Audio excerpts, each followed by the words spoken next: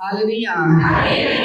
आपण प्रार्थना करूया. परमेश्वर पिता दयाळू बाबा, संत दिवसाबद्दल तुझे आभार मानतो. महान परमेश्वर, आशीर्वाद परमेश्वर, तुमच्या वचनात चालणाऱ्या प्रत्येकांना सहाय्य करू. पवित्र आत्म्याचा स्पर्श आपल्या सर्वांना विशेष प्रार्थना करूया. ही प्रार्थना प्रभू येशूच्या नावाने करतो. Hallelujah, hallelujah, hallelujah, hallelujah. पहिला वचन घेऊया. प्रेषितांच्या कृत्यामध्ये जे प्रभू येशूने शिष्यांच्या बाबतीत काही गोष्टी दिलेल्या होत्या. पहिला अध्यायामध्ये 6 ते 8 पर्यंत वचन आहे. त्याच्यानंतर आपण लूक 8 अध्यायामध्ये घेणार आहे. रोम क्लासमध्ये 16 अध्यायामध्ये आपण वाचणार आहे. नंतर मी सांगतो.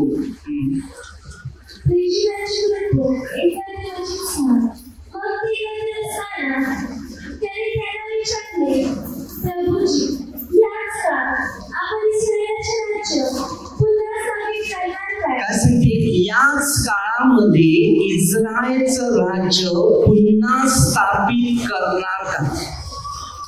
देवाचं जे राज्य जे बोलतात ते राज्य सगळ्यांच्या शरीरामध्ये उतरलं पाहिजे.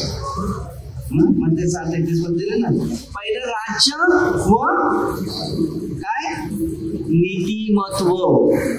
आज जर तुमच्या जीवनामध्ये एक राज्य आहे आणि तुमच्या जीवनामध्ये एक नीतिमत्व जे आहे म्हणजे देवाचं, बरोबर, देवाचं राज्य आणि देवाचे नीतिमत्व, या ज्या दोन गोष्टी तुमच्या जीवनामध्ये जर प्रवास करत आहे तर तुम्हाला शांती, आनंद, ज्ञान हे उत्पन्न होणार.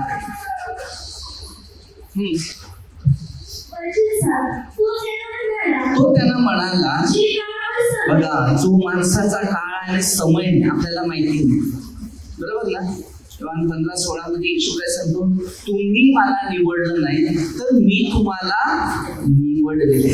म्हणून आपल्याला फळं द्यायची. फळं म्हणजे परमेश्वराने दिलेल्या मार्गाचा जो अनुभव आहे तो आपल्याला आत्मपरीक्षण करून देवाच्या इच्छेनुसार प्रवास करायचा.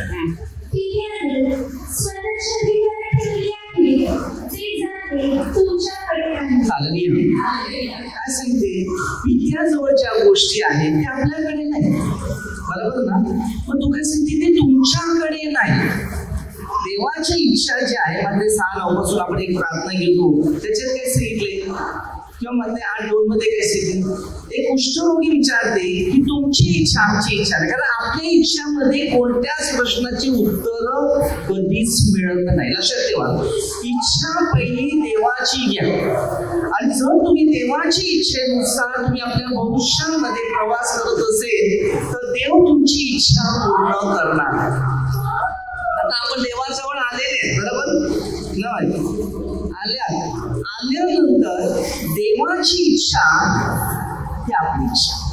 देवाला सांगायचं की तुमची इच्छा आहे. आता योहान 6:44, पित्याची इच्छा आकर्षिल्याशिवाय तुम्ही इकडे आले नाही. तुम्हाला वाटते यावं, किती लोकांना वाटते यावं, परंतु परमेश्वरची इच्छा तिथे प्रसिद्ध झालेली नाही. जेव्हा ती देवाची इच्छा असेल तेव्हा तुमची पावलं पण बरोबर कार्य करायला सुरुवात केली जाईल. ती संदेश त्याच्याद्वारे होतात. देवाची ज्या दिवशी इच्छा होईल त्या दिवशी तुम्ही देवाचे टप्प्याटप्प्यात काम करायला सुरुवात करा. कारण देवाशिवाय दुसरा कोणताच पर्याय आपल्यामध्ये उत्पन्न होत नाही.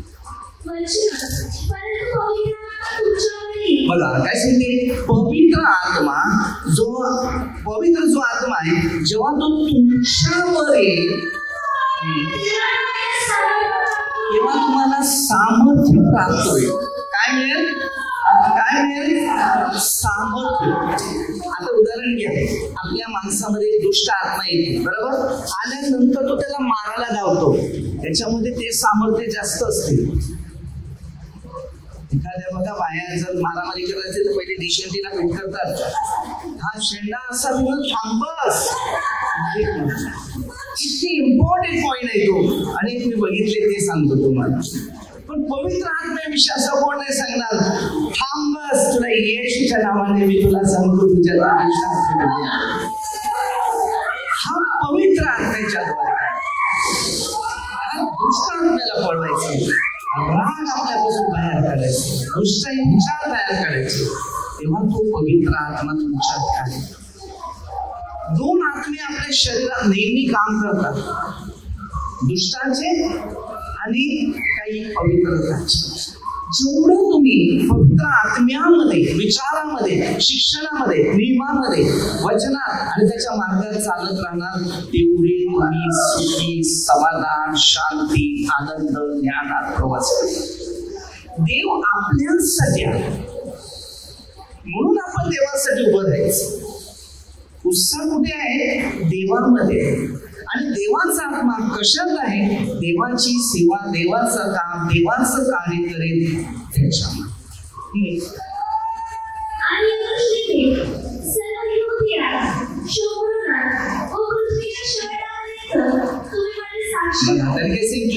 सगळे ठिकाणी जा आणि पृथ्वीचा जो शेवट अंत आहे त्या ठिकाणी तुम्ही माझे साक्षात्कार बना. म्हणजे 5 वेळा कसे ते तुमची सत्कर्म पाहून परमेश्वर पित्याचे गौरव व्हावे.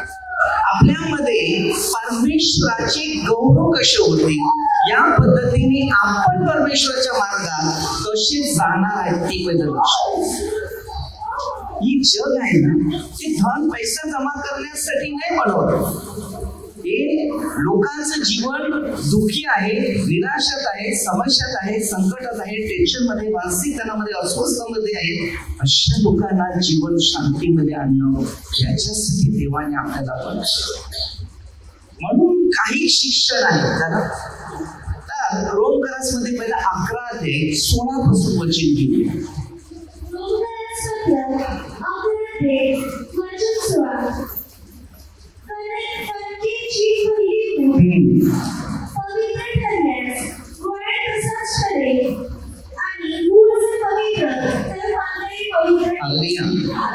परमेश्वर पवित्र आहे तर प्रभू येशू पण पवित्रच आहे. बरोबर? पवित्र मर्याही पवित्र होते. आता जर तुम्हाला एक शिकायचं आहे की मूळ आहे, मूळ. आता पुढे काय सांगते? मूळ झाडाला आधार देते. योहान 15 ते 1 ते 10 वचनामध्ये जसं आहे त्यामध्ये काय, माझ्यामध्ये तुम्ही राहिले नाही तर मी फाट्याप्रमाणे काढून टाकेल. योहान 15:7 मध्ये ते उचल, तू माझ्यात राह, मी तुझ्यात राहील. माझ्यापासून वेगळे असल्यास तुम्हाला काही करता येईल. जर पुढचं वचन दे, आता जर काही फांद्या तोडून टाकण्यात आल्या, रानटी जैतून असता त्यांच्या जागी त्याला कलमरूपी लावण्यात आली.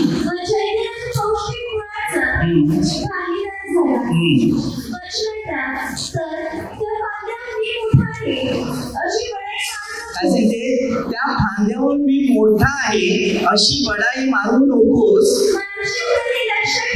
माझी तर लक्षात ठेव की तू मुळाला आधार दिलाच नाही, मुळाने तुला आधार दिला. परमेश्वरने आपल्याला आधार दिले. मूळ कोण आहे? परमेश्वर. मूळ कोण आहे? हे परमेश्वर कसं आहे ते पण सांगतो. 3 प्रकारामध्ये. एक, पहिला आत्मा होता. त्या आत्म्याने देवाचं रूप बनवलं. बरोबर? प्रतिरूप म्हणजे मनुष्य. त्यामध्ये त्यांनी आत्मा टाकला. उत्पत्ती 2:7 आणि 10:17. तो एक मनुष्य बनला. दुसरा होता प्रभू येशू. तिसरा होता पवित्र आत्मा. हे तिन्ही मिळून एकच आत्मा, एकच कार्य, एकच मार्ग, एकच शिष्य. हे सर्व व्यक्तीला मार्गदर्शन करत असतात. म्हणून प्रकटीकरणामध्ये ना 22:13 मध्ये वचन दिले. मी का 22:13 मध्ये मी अल्फा ओमेगा, पहिला व शेवट. आणि इपिक्रस 13:8 मध्ये दिले, काल आज आणि युगानुयुग. तेव्हा 8:58 मध्ये सांगते, मी अब्रामाचा पुरुष आहे. म्हणजे परमेश्वर येशू ख्रिस्त मानव अवतार घेऊन, 3:22 तो मानव अवतार घेऊन देवाचं प्रतिरूप म्हणून उत्पन्न झाला. रोमकरास 5 मध्ये पहिला आदाम कोणता होता ना, दुसरा आदाम स्वर्गापासून कसा होता. पहिला आदाम मातीपासून, दुसरा आदाम स्वर्गापासून. तर हे अशा काही उदाहरण आहेत. आता तुम्ही आणि मी आहे या आध्यात्मिक जीवनामध्ये वाढत चाललंय. मग आता वाढता कसे वाढायचे ते बघा. तो काय सांगते, मूळ झाडाला आधार देते.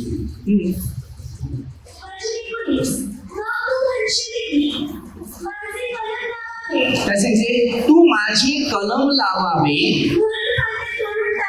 त्या फांद्या, काय सांगते, त्या फांद्या तोडून टाकण्यात आल्या.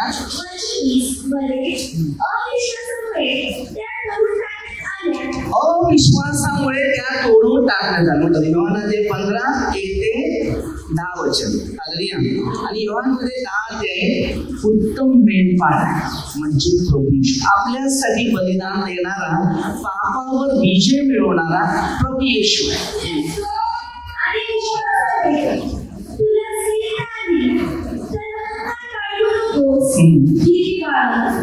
आता आपल्या जीवनाचा एक मार्ग आहे, दिलेला एक शिक्षण आहे, दिलेला एक अनुभव आहे, दिलेले पवित्र आत्मा आहे, दिलेला पवित्र कार्य करण्याची कृपा आहे, पवित्र आत्म्याचा अभिषेक आहे, पवित्र आत्म्याचं ज्ञान आहे, पवित्र आत्म्याचं वरदान आहे.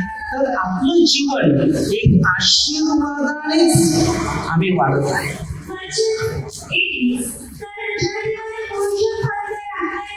मूळच्या फांद्या राखल्या नाही, आपल्याला पण राखणार नाही. कारण योहान 15 मध्ये तेच दिलेले, पौलाच्या गोष्टी ज्या याच्यात आहेत ना, तर त्या गोष्टी योहान 15 मध्ये माझ्यात फळ न देणारा फाटा काढू तो अग्नी.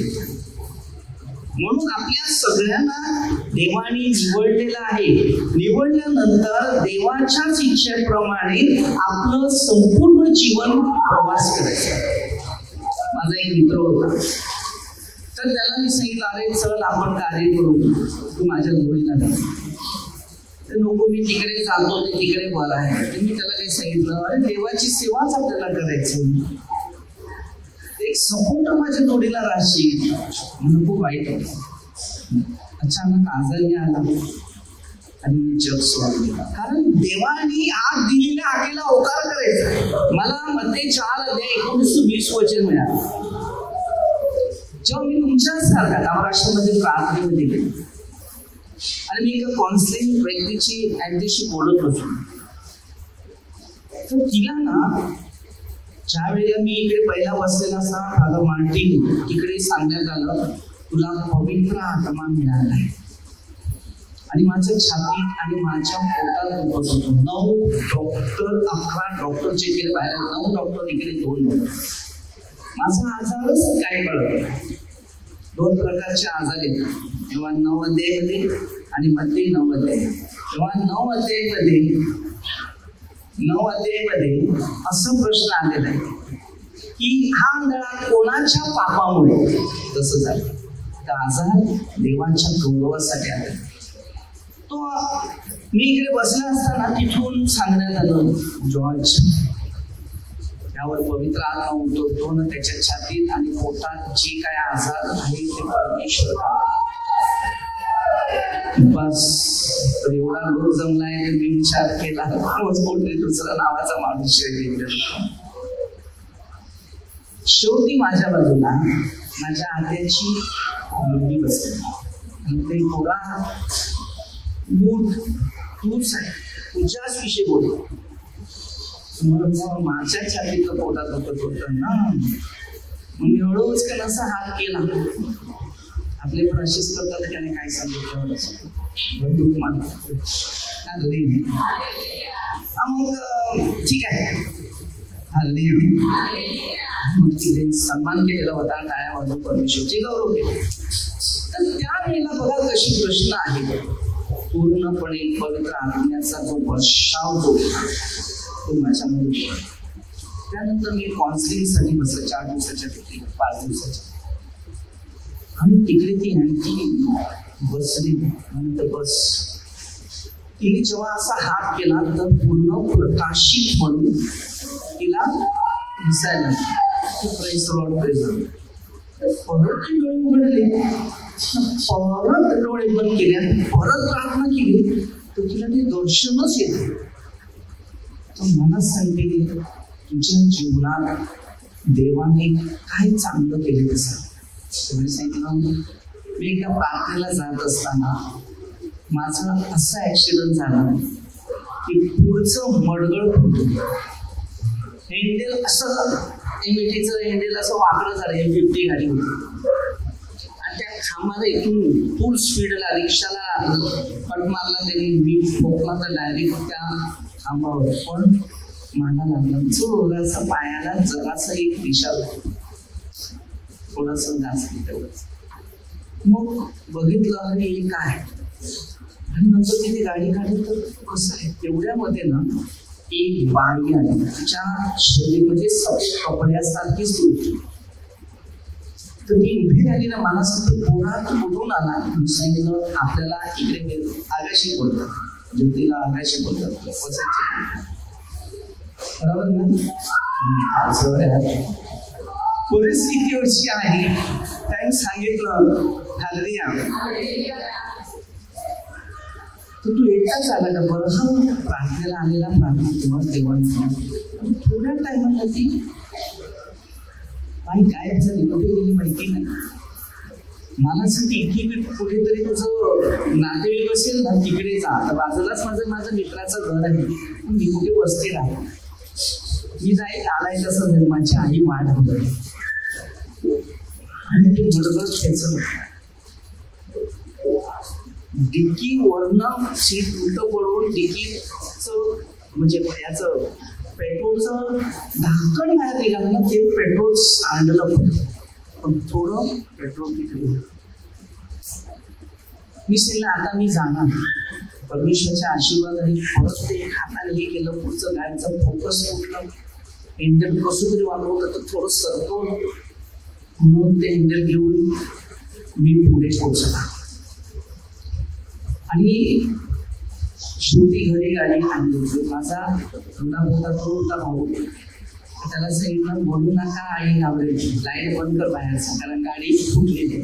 त्यावरनं त्याला कव्हर टाकलं ना. सकाळी उठला आणि त्या मेकॅनिकच्या जवळ गाडी निघून.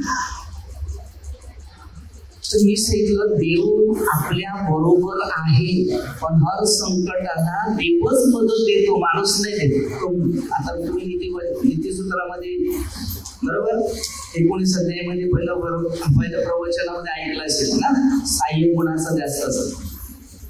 तर त्या परमेश्वराने आपल्यासाठी योजना ज्या होत्या त्या कशा प्रकारे बनवलेल्या ते शिकवलं म्हणजे शिकायला. मग मी त्याला सगळी स्टोरी सांगून पार झालं की माझ्या जीवनात असं झालं, मी वाचलो हे केलं ते केलं. मी आलं सही झालं पोचलं. एक दिवस पूर्वी मी असा मिसाला जायचं. त्या वेळेला सकाळी मी प्रार्थनेवरून आल्यानंतर ना रात्री तर सकाळी मिसाला जायला निघालो तर गाडी पंक्चर झाली. गाडी कशी पंक्चर झाली. शेवटी ती ज्योतीवर पंक्चर काढायला नेली. तर आता टाइम झालाय.